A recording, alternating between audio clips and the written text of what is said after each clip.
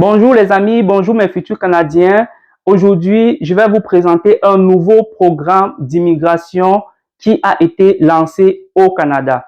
Il s'agit d'un événement international de recrutement dans la province du Nouveau-Brunswick. Il y a plusieurs pays européens, africains et internationaux qui sont concernés par cet événement-là. Ceci est la suite de la dernière vidéo que j'ai mise en ligne où je vous ai donné la liste des employeurs désignés que vous devez utiliser pour postuler au Canada.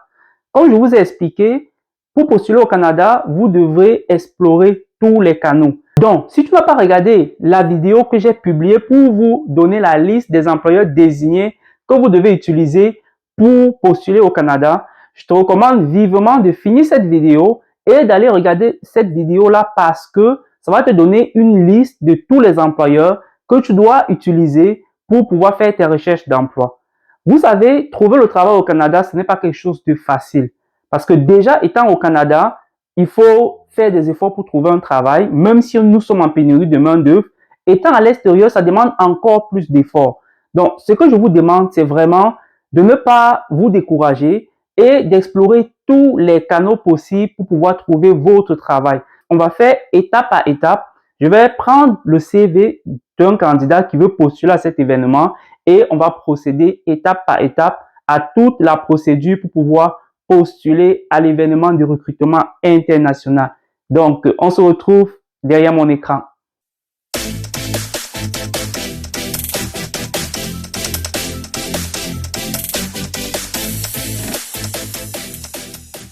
On va faire un test en fait de recrutement pour un candidat. Donc, ce que vous voyez, c'est les événements qui sont de recrutement internationaux. Donc, il y a vraiment pour plusieurs pays. Donc, vous pouvez voir, il y a pour Abidjan, Dakar, Maroc, Toulouse et Montpellier. Et puis, la première ligne, c'est recrutement virtuel divers secteurs. Donc, ça, c'est ouvert pour tout le monde, pour tous les pays. Donc, donc tous ceux qui ne voient pas leur pays là, vous pouvez cliquer, vous pouvez postuler pour la première ligne. Juste pour une précision, c'est que le recrutement de la première ligne, elle se fait vraiment de façon virtuelle et en ligne. Donc, à une étape, ils vont vous demander en fait, de faire une vidéo pour vous expliquer, pour vous présenter. Donc, pour le candidat que je vais postuler, il habite à Abidjan, donc en Côte d'Ivoire. On va faire, c'est inscrit, OK. Là, on va vous demander d'entrer le CNPS en fait de la personne. Donc, comme vous pouvez remarquer là, en bas, on va dire les emplois de Nouveau-Brunswick recrutent pour les postes suivants. Ça veut dire que pour ceux qui sont à Abidjan, on recrute pour les postes d'infirmiers, infirmières, aides-soignantes et préposés aux bénéficiaires. Et on recrute également pour manœuvres dans le traitement des pâtes et papiers de la transformation. Donc, si vous n'avez pas vos deux emplois-là, ça ne veut pas dire que vous ne devez pas postuler. C'est juste que au niveau de la sélection ici, vous devez choisir autre CNP parce que c'est sûr que même si on recrute pour ces deux postes-là, même si vous choisissez autre CNP et que vous postulez, ça se peut aussi que vous soyez choisi. Donc, il ne faut pas voir comme ça et puis vous vous décourager. Je vous encourage à envoyer quand même votre candidature. Donc, ici, on va demander indiquer votre code CNP. Donc, pour la personne que je recrute, justement, pour la personne que je fais, la personne, euh, la personne est infirmière. Donc, on va choisir ce code-là, 3302. Ensuite, on demande combien d'années d'expérience avez-vous dans la profession choisie. La personne a 5 ans. On va demander, avez-vous un numéro de profil d'entrée express valide canadien? On va dire non. Avez-vous un numéro de profil pour le Nouveau-Brunswick valide? On va dire non. On va accepter les politiques et on va accepter les politiques et on va cliquer sur suivant. Ensuite, on demande, est-ce que vous avez cumulé un baccalauréat au brevet du lycée? Donc, le baccalauréat au brevet du lycée, donc la personne c'est oui. Si vous avez non, vous mettez non, mais si vous avez oui, vous mettez oui. Ensuite, on va demander quel est votre domaine d'études. Donc, on va mettre infirmière. Avez-vous obtenu une évaluation des diplômes? d'études. Donc, comme je vous ai toujours expliqué, quand vous faites un projet d'immigration, vous devez tout le temps avoir votre évaluation des diplômes des études pour vous préparer. Donc, vous devez soit avoir votre évaluation, vous devez avoir votre évaluation des diplômes et avoir votre test de langue. Donc, sont ces deux documents qui sont les plus demandés dans plusieurs processus d'immigration au Canada. Donc, même si vous n'êtes pas encore avancé dans votre processus, je vous conseille de faire ces deux documents-là pour les avoir sur vous et pour pouvoir utiliser ça pour mettre de l'appui sur votre dossier. Donc, c'est ça. Donc, pour la candidate, on va dire non parce qu'elle n'a pas son évaluation de diplôme. Et puis, mais juste pour vous préciser, ce n'est pas un critère éliminatoire. C'est juste que si vous avez, c'est bien. Ensuite, on demande l'expérience de travail. On dit que vous devez posséder au moins une année d'expérience de travail. Puis, on va demander ici de décrire l'expérience de travail de la personne. Donc, je vais juste aller dans le CV et puis je vais recopier ce qui est indiqué dans le CV. Voilà. Puis, on demande de télécharger le CV. Donc, bien important, vous devez avoir votre CV canadien. Donc, comme je vous ai expliqué, c'est vraiment très important d'avoir votre CV canadien parce que quand vous postulez comme ça, que, euh, il faut vraiment que l'employeur puisse se retrouver sur votre CV. Donc, vous pouvez juste aller sur Google, vous tapez CV canadien, vous allez voir les exemples de CV canadiens. Et pour ceux qui n'arrivent pas, vous pouvez aussi nous écrire à comment immigrer au Canada 1@gmail.com et ça nous fera un plaisir de vous servir. Donc, pour cette personne, on va juste sélectionner et on va aller choisir le CV. Voilà. On va dire que je consens, je comprends et puis on va faire sauvegarder et suivant. Voilà.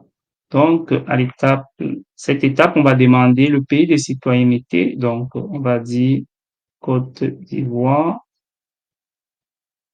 Donc, on va regarder Côte d'Ivoire, voilà.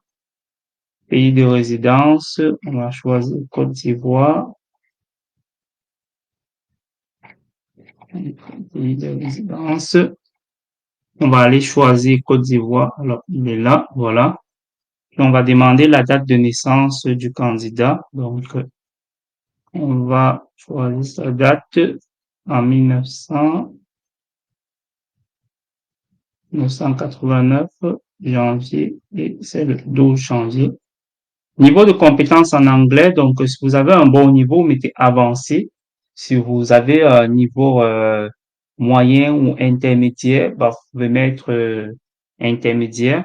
Si vous avez un niveau basique, là, vous mettez basique et puis il faut vraiment vous préparer aussi parce que ça vous fait perdre des points si vous avez un niveau basique. Puis on va demander quel est votre niveau de compétence en français. Donc la personne c'est avancé. Puis on va demander avez-vous passé un test de compétences linguistiques dont la personne c'est non. Justement aussi, le test, comme je vous ai dit tantôt, c'est très important d'avoir ces examens. Vous voyez que dans presque tous les processus, on demande ça. Vous pouvez venir au Canada sans faire vos tests, sans avoir les évaluations des diplômes, mais vraiment pour maximiser vos chances, c'est vraiment important de faire ces tests-là. Donc, comme je vous avais expliqué dans la vidéo, le moyen le plus facile pour venir au Canada, c'est vraiment très important parce que vous devez essayer de maximiser vos chances. Alors, ensuite, on continue. Combien de personnes à charge avez-vous? Donc, la personne a 0 personne à charge. Souhaitez-vous inclure dans votre demande? Avez-vous des relations au Nouveau-Brunswick? La personne n'a pas de relation. Les membres de votre famille immédiate habitent-ils une autre province ou territoire canadien? C'est oui. On va demander où? On va dire au Québec. On dit je comprends et on va cliquer sur sauvegarder. Et ensuite, on demande, souhaitez-vous ajouter des informations sur votre conjoint partenaire? Juste pour vous dire, concernant les conjoints et partenaires, c'est très important de les ajouter si vous en avez parce que au Canada, quand vous venez en famille, c'est toujours plus apprécié parce qu'au Canada, on favorise le regroupement familial. Donc, il faut pas croire que si vous ajoutez votre conjoint, vous allez être pénalisé. C'est bien au contraire.